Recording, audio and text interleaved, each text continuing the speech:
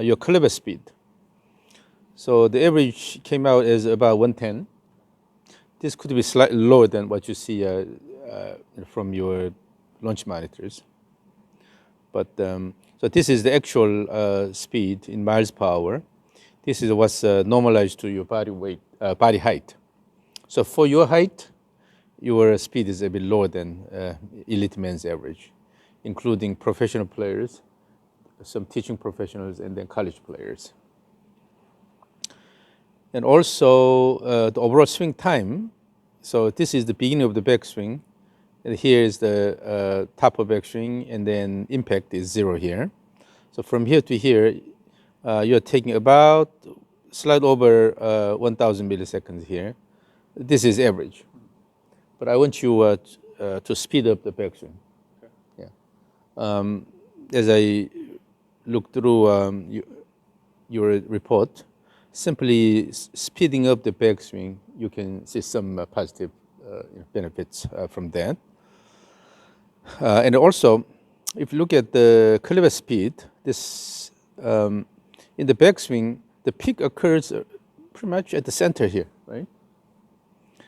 But I want to see the peak more close to the top of backswing here. So initially it can be a bit slow motion here, but then pick up speed here. So when you have a fast calibrated motion, then it'll be better connected to the downswing. So the peak can be a bit more on this side. The peak is occurring like here. Well, this is time. Yeah, right. This is time. Yeah. So let's see, when you are about here, yeah, the club is about here, but I want you to have a faster motion about here. Okay. So that's some some general items here, and then let's put the top view here. So here we see two rectangles here. This is the swing plane, calculated from the club head motion. This is the target line, and then your club head is moving slightly leftward, so inward, out to in motion here. And that this rectangle shows the hand motion plane is a bit more inward. So you do have inward direction gap. So the functional swing plane, which is calculated from the club head motion, it's 1.5 degrees inward on the average. And then your hand motion plane is 7.2 degrees inward. So you have slight over 5 degree angle gap. Okay. Now, this is not too bad. You will see outrageous numbers. Well, sure. So it's not too bad. But generally, you have the bias toward the inward motion. That means you tend to bring everything more inward in the downswing. It could be turning the body leftward too much, or it could be your excessive arm motion. So whatever that is, basically you are moving both the club head and the hands more out to in, right? So that's what we see here. And then at impact, the blue arrow shows the direction of the club head motion. So at impact, now the club head motion is more toward the target here, while the swing plane is slightly more inward. That means you tend to hit down. You have the tendency of hitting down. Okay. And then let's go to the swing plane. So this straight line is your swing plane. It's calculated from the club head motion from here to here. And so this is the swing plane here. And this colored line is the actual club head pad. So then we can see the off-plane motion of the club head relative to the swing plane here. So when you start the backswing, the club tends to go slightly below the swing plane. And then you are lifting this up high here. But at the top, we see this crossover alignment. This is quite common when you start a bit flat here. When you start flat and then you are lifting this up here, on the way up, you tend to move your elbow a bit higher here, then the club head goes this way here. So this is quite common. And then What I recommend is more going initially, going above the swing plane, going up, and then nice shallowing motion here. So in this one, because you are lifting this up here, around the top of backswing, we don't see much shallowing motion of the club head here. So, this difference here, that shows the shallowing motion. So near the top of backswing, if you drop the club head down, for that you have to start high here, and then natural shallowing here. So this, let's change the scale here.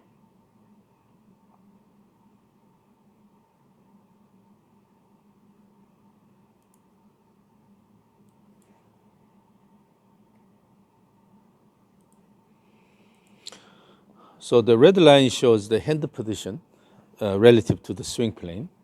And then one is when the pelvis rotation is completed, it's called endopelvis rotation. Two is top of backswing here.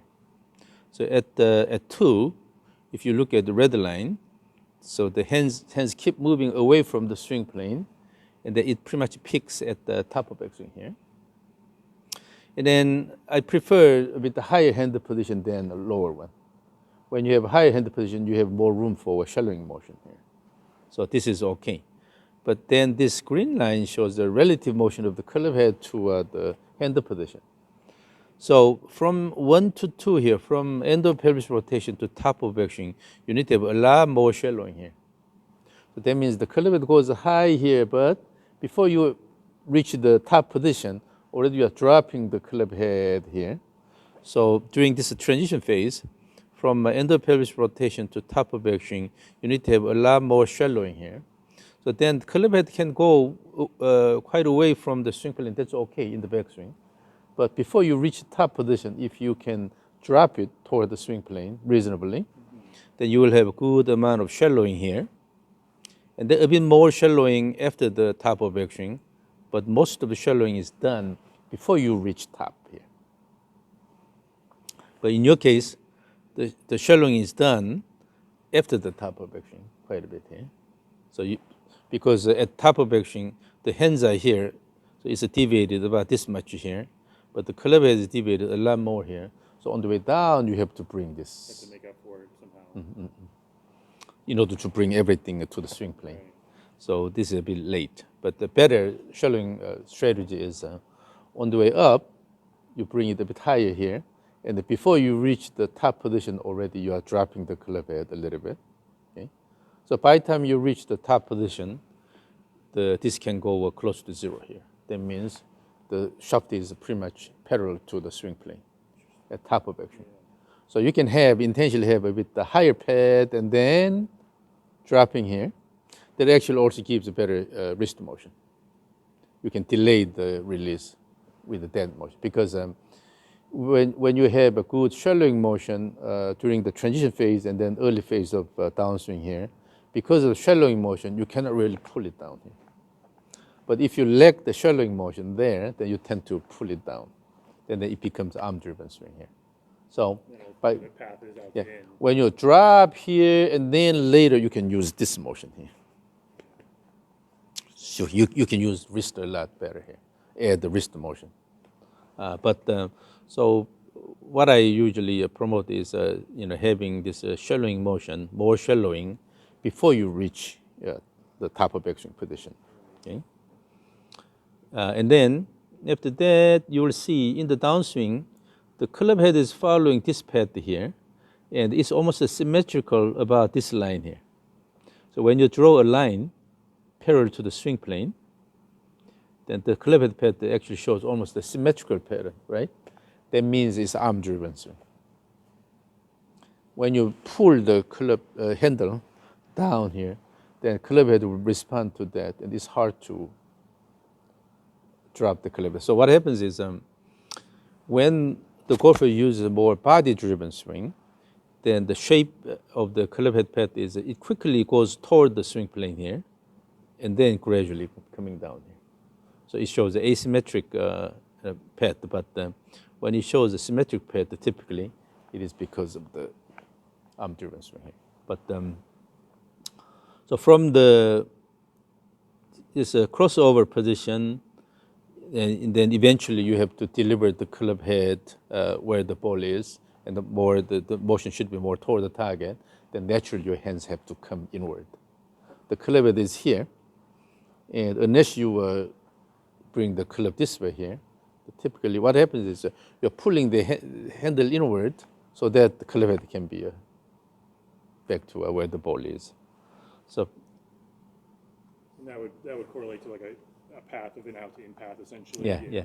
So this is causing that inward path. And then one thing here, go back to this one here. But something I want you to pay attention to is on the way down here, if you look at the right elbow motion, the trail elbow motion here,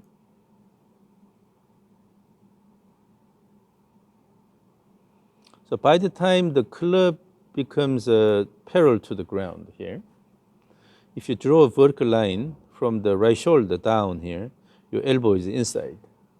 That means you have a stuck elbow here. And you tend to shift this way toward the target in the downswing. It's because the elbow is coming this way here. So you have to make a space here. Otherwise, it will collide here. So in order to prevent that, your body has to slide to make a room here so that your elbow can come. And then, I think you are dropping your hand and elbow a bit too much.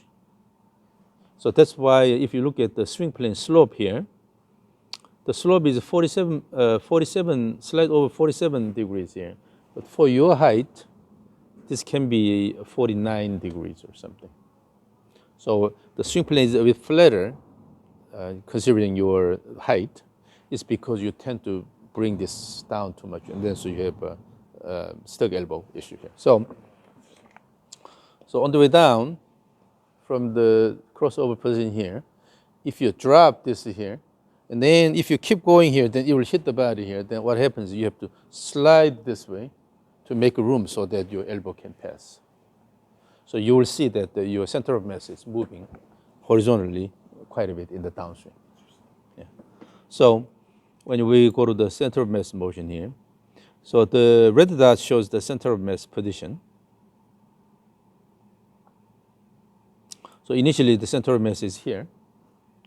And so during the backswing, it moves away and then it's going up here, up to this point. This is okay.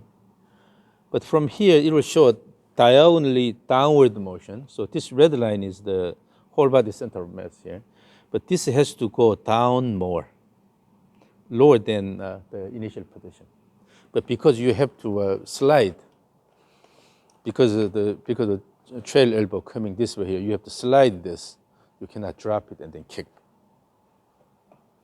So in order to interact with the ground well, then you need to have a vertical interaction. But for that, you have to drop the body and then kick this action. But because the elbow is coming here, then you have to slide this instead of dropping. So this is sort of interfering with your vertical action. So as you can see, the center mass is moving quite a bit here. So, and I guess going back, so like shallowing it out from the top would help the elbow not be so kicked in. Yeah, and then so you drop the club head a little bit at the top, and then also on the way down, instead of dropping the elbow to the side, try to bring it in front of your body. So, from this position, whatever position you have here, but on the way down, if you let your elbow come in front of your body, then you can continue this motion. But by dropping this too much here, so you are essentially hitting this way. That's why the body is shifting. So try to have the image of moving the elbow in front of your body. Then you don't have to do this. Okay. Then go up here and then go push, using the right leg here, and then drop the body a little bit, and by kicking, and then you're letting the elbow in front of your body. Instead of go up here and then drop this way and then try to come this way. So when this happens, obviously, your body will tend to turn this way early. You're opening the body early. So we'll see the pelvis motion, but your pelvis tends to open a bit too much. I see. Yeah. And then this green line is the motion of the pelvis center of mass. The pelvis has to move downward quite a bit here, and then going up here. But you see the pelvis is not dropping that much. So you're emphasizing more horizontal motion, and then you're lacking the vertical interaction.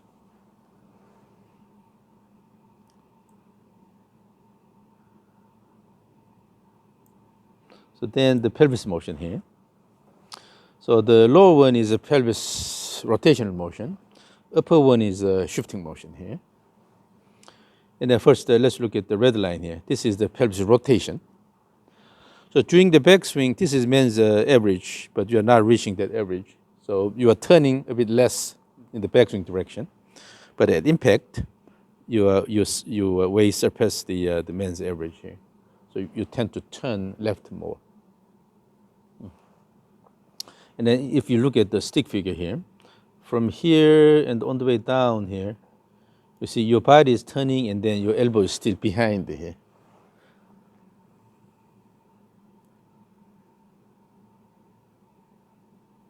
So you're coming this way to try to hit the ball here.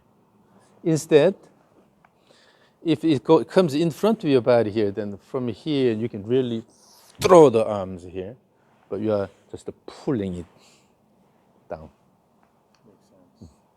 For your height, you have to Yeah. swing faster than what you currently do. So, and then still at impact is fairly flexed here. Elbow is fairly flexed. And even at this point, still we see that the elbows are kind of flexed here. It's because you're pulling this in, coming this way, instead of bringing the elbow in front of your body and then let it go. So when you have good extension here, then around here, then your arms will be fairly extended here. And let it go instead of.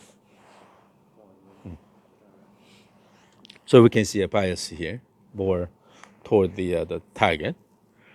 And then the blue line is up and down motion of the pelvis. And then generally it has to keep going down. It stays here and then it starts going down and then going up here. But it's going up. So what happens in order to pull this down, Push up. Yeah. And pull up on it. always because the force is acting in both directions. So if the muscle is pulling this way, it's also pulling this side this way. So between the two body parts, the main body and then the arms here, the muscles, if the muscles pull the arms down, then that reaction also pulls the body upward. You can easily go to this position here when you pull it down. But instead, when you have good turning motion using the legs here, and using this and then throw, then it's up. It's very different. So you can go and then drop the body and then throw by using the leg. So if you can use the lead leg better, then you can throw. But if you try to pull this down, then this happens. So the main thing is, the up and down motion here. So you need to have better vertical motion. But for that, again, the elbow has to go in front. You don't have to go like this. This is too much.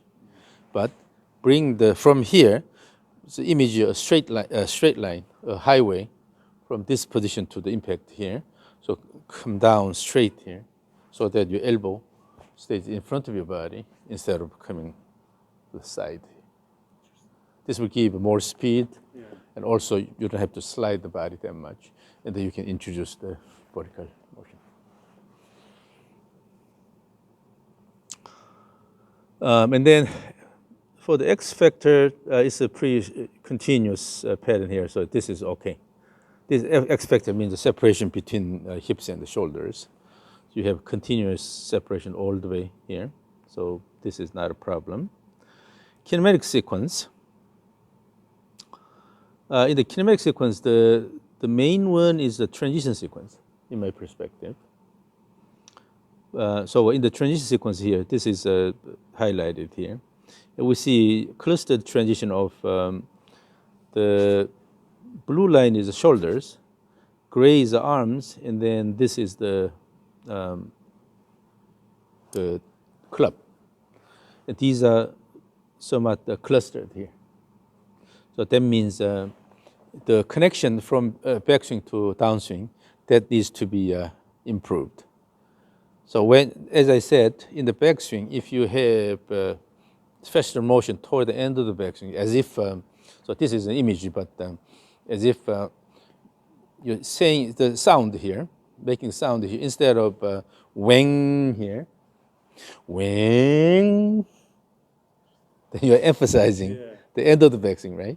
So instead of wang and the wing here, wang. So that's connecting the backswing to downswing. Very interesting. When that happens, toward the end of the backswing, you have active motion of the body. Then when the pelvis changes the direction, but upper body is still moving in the opposite direction, with that you have a good separation, and then these will be separated more. So by having a bit faster backswing, okay, faster backswing with exaggerated transition, then this will be changed automatically. So this can be reasonably changed reasonably easily here. Now in the backswing here, you see the pelvis, the red line is the pelvis angular velocity. It peaks about here really early, and then it continuously slows down gradually here. And then so you don't have much excitement here because you have an early pelvis motion, and then from that point on, pelvis simply slows down all the way. But if you shorten the pelvis, shorten backswing time here,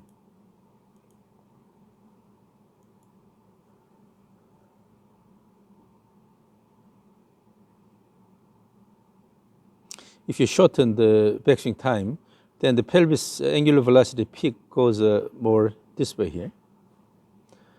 And then so here the thorax, shoulders, all they all reach peak angular velocity early on here. So what happens is you have an early action here. From that point on, you have slow motion. So the reason why your club head goes a bit flat at the beginning is because of this early quick action here. With that, you're spinning here, then try to lift this all the way up here, and then you go to the crossover position. But again, in the backswing, this is the starting point, then this is the end point here. Then have a sort of an expressway here, and from here, in one action, try to go to that position here, instead of spin a little bit and then try to lift this. So instead of going flat and then lifting, you can start a bit higher path from the beginning, just directly toward the target position here. So with that, when is connected here. So then these peaks will be delayed. These peaks will be delayed. Then even the club head will show the peak later here. So the angular velocity increases here, but then they reach the peak value somewhere here, and then going into a downswing here. So again, generally when you have slow backswing, then this typically happens. You have early action and then slow down, extended period. Okay? So by making the backswing faster, then you'll be able to move these peaks more toward this way here, and then club head, the peak angular velocity goes about here. Then you have a sequential, well-separated sequential transition because of the momentum. On the way down, you have a tendency of slightly delayed onset of the peak values here. So this is where you have a pelvis peak here, and then this is shoulder peak goes after that, and then this is arm. It's because, again, this motion here. Instead of actively generating the body turn using the legs, you're doing this. So this is slightly delayed. The pink line shows the wrist motion. So when the pink line is negative, then it means a cocking, and then positive means uncocking. And then here, you are starting uncocking right after the top of action here. And then you have slight recocking on the way down, and then uncocking again. But still, this timing is a bit too early. So that means you are letting the club go away from your body a bit early. It's natural because we're using the arm driven swing here. So when you have a good shallowing, before you reach the top of action, then when you continue that shallowing here, then you cannot really do this. So wait, and then when the shallowing is done and you try to let it go, then this final uncocking starts way late here. It's called the delayed release. So when you have early release here, then let me go to this image here. So this is how far you go. You can go a bit more, judging from your, the degree of your shoulder turn. You can go a bit more here. So you can. It's okay to drop the clip head. And then from here, when you start the downswing, you should be able to keep the club a bit closer to the body here. However, now this is we call it EDA 7 here. When the lead arm is paired to ground, your club is already here, but I want you to keep your club about here. So on one hand, you keep this behind your body here, but you are letting the club go away from your body early, instead of maintaining that leg here.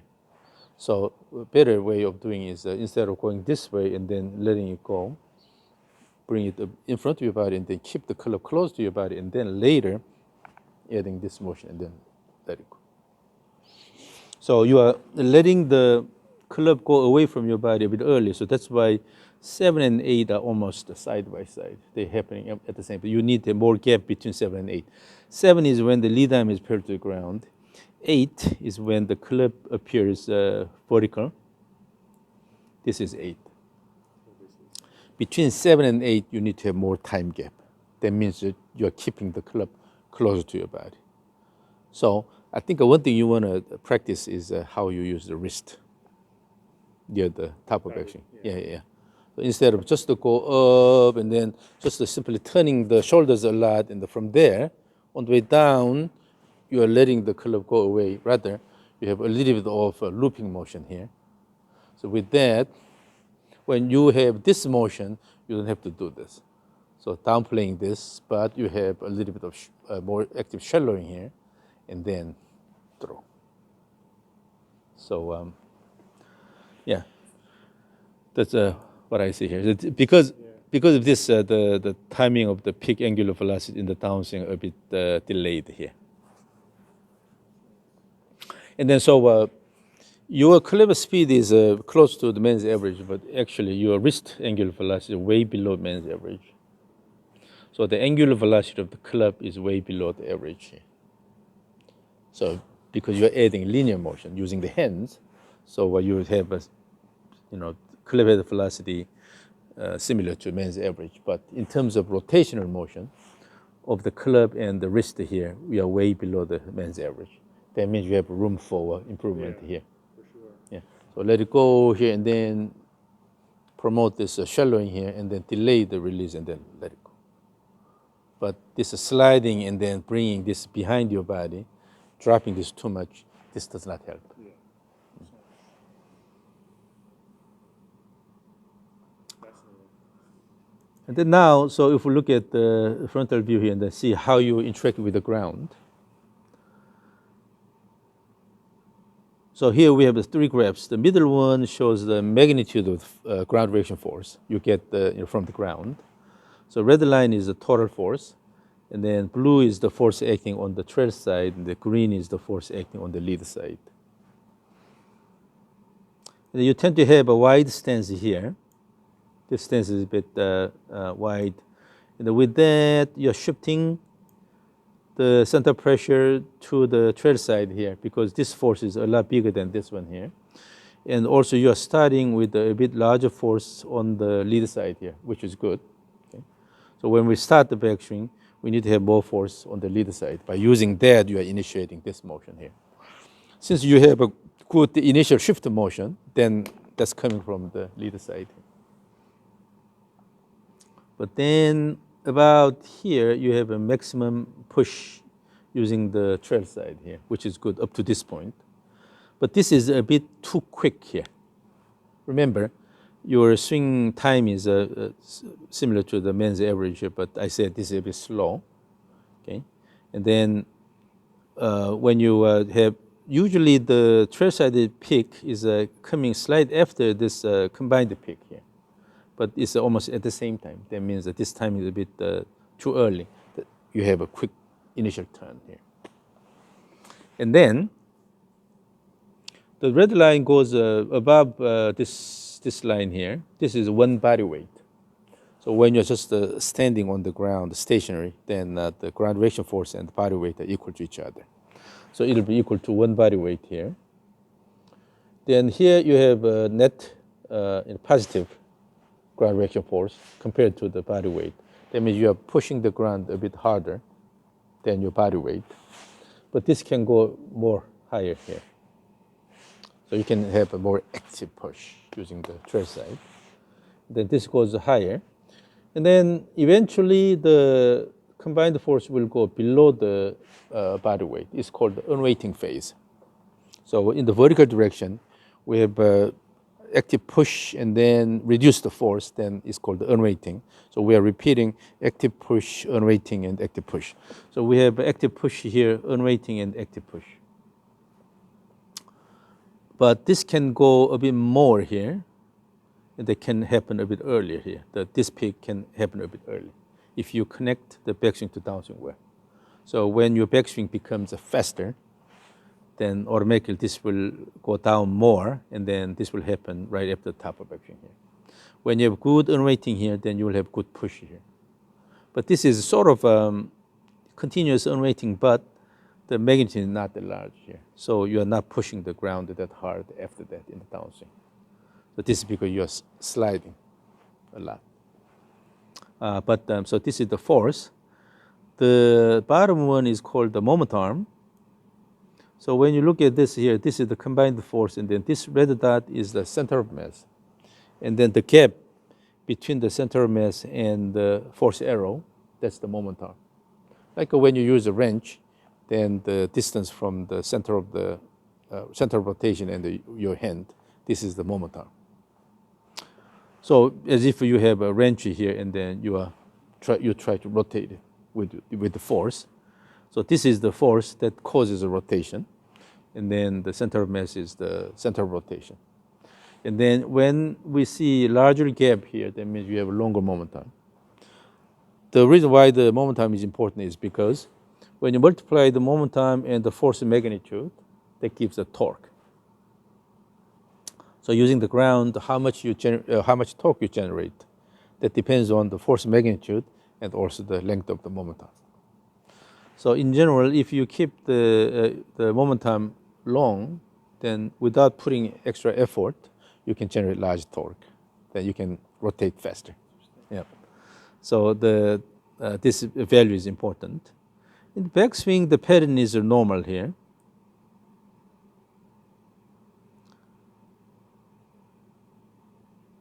But the only thing is that from here all the way to this point, about this point here, so the force is generally moving slightly toward the target, but it has to actually keep inclining here. This is because you have a slow backswing motion here. So when you have one piece motion from here to the target position, right away here, with the faster motion, then from this position to this position here, it will give you gradual inclination of force arrow. But you have a little bit of motion here, then later you try to incline. So that means your backswing is not the one piece motion. You have turn and then lifting this up here. But then, this is endopelvis rotation. At this point, this should incline a bit more.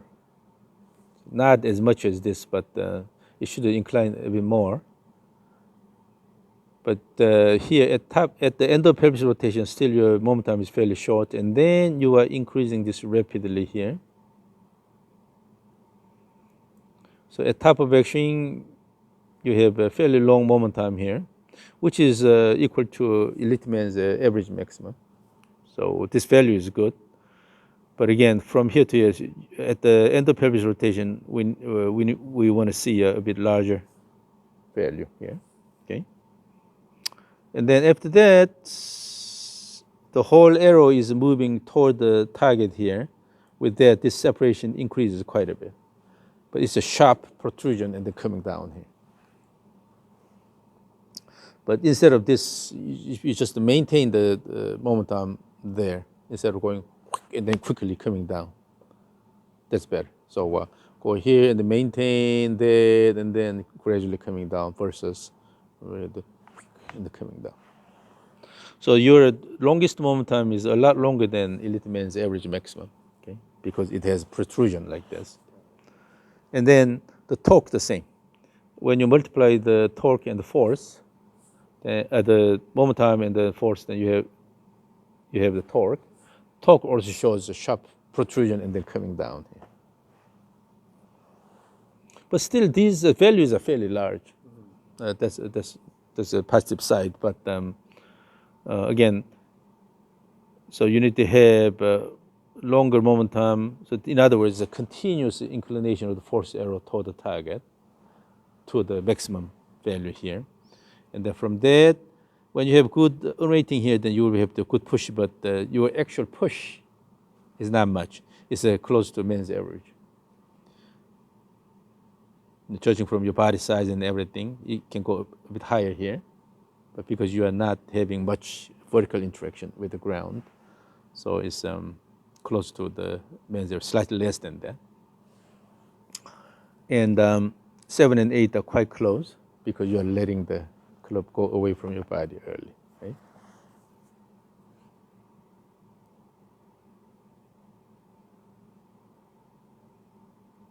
So here, your body is turning quite a bit here, and then the arms and club are coming behind your body. So pretty much bring this down and then hit the ball like this. But the arms also have additional mobility relative to the thorax, right? So if you use the arms well here, then you're throwing here, then the arms can move a lot faster than the chest here. So what we need to do is on the way down, early on, we are turning the whole body by using the legs. You are promoting this whole body rotation. And then after that, letting the arms go, then the body will slow down, but the club will accelerate more, right? So for that, you should have the feel of really letting it go. And then the arms will be fairly well extended here instead of dragging this. Part of the reason why you are dragging is your club numbers are higher than typical. That means your club is heavier. Swing weight is higher than typical. For your body size, it's somewhat expected, but a bit too much. When the club is too heavy, then you have to drag it. This particularly is true for the junior players, but it doesn't mean the adults does not have this problem. Yeah. You have that problem. I think it's because of your club is a bit too heavy. Got it. Consider a bit lighter club, so that you can release it here, throw here, instead of dragging. Yeah, this is typical junior players. Yeah. Right? Juniors, usually for juniors the club is a bit too heavy. So what they do is that they pull this and then try to go this way here. And you see, you show a similar trend here. And I checked your numbers. The club was pretty heavy, both the swing weight and then the mass. Okay. So particularly when you practice, use something light and feel what it's like to release it here. Throw it so that you can develop mobility in the shoulders. So you can add additional motion. So you think practice just like a light, like a graphite club or something like that? So I have a stick here. This is called the wish stick. This is light. So when you have something lighter, you can easily use your wrist and then let it go here. So you can add good wrist motion here. So you can release it here. Then in order to do this, is you go a bit higher and then drop this and then let it go. Let it go here. You're adding this motion here. You can delay the release. And then you can really let the club head go in front of your body here instead of. So when this goes behind your body and then you drag here, then one of the reasons can be the club is too heavy. And then your numbers, your club numbers actually show that it's quite heavy. So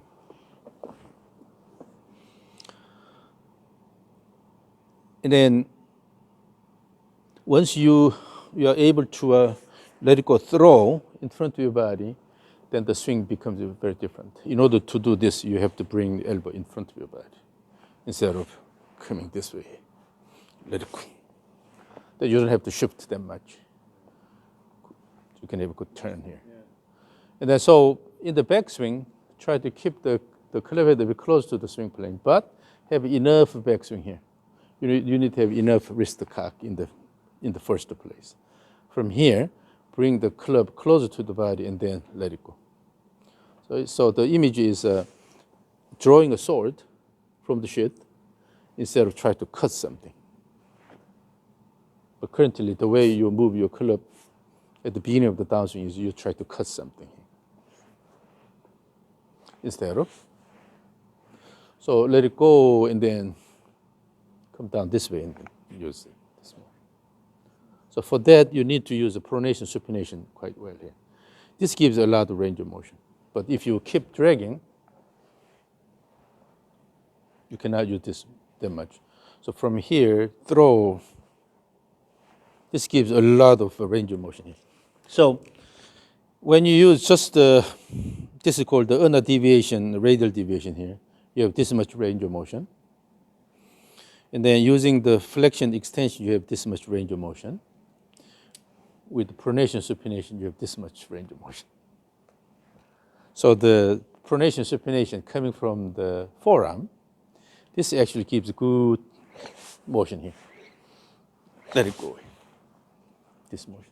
It's not quick flipping here. Bring this down here and let it go all the way here. So swing through, and then naturally the forearm goes through the pronation here. Then the lead arm, the same thing. Come down here, swing and then let it go this way here. When you introduce this motion, the arms will be fairly extended here and then let it go. But if you keep coming, then you're not using the large range of motion allowed it in the forearm. Yeah. So in order to let it go here, this should be a bit lighter. If it's heavy, then you feel burden on the wrist muscles here. So then you tend to drag it here. But if it's a bit lighter, you can let it go. Even without putting much effort here in the wrist, it relax and you can let it go here.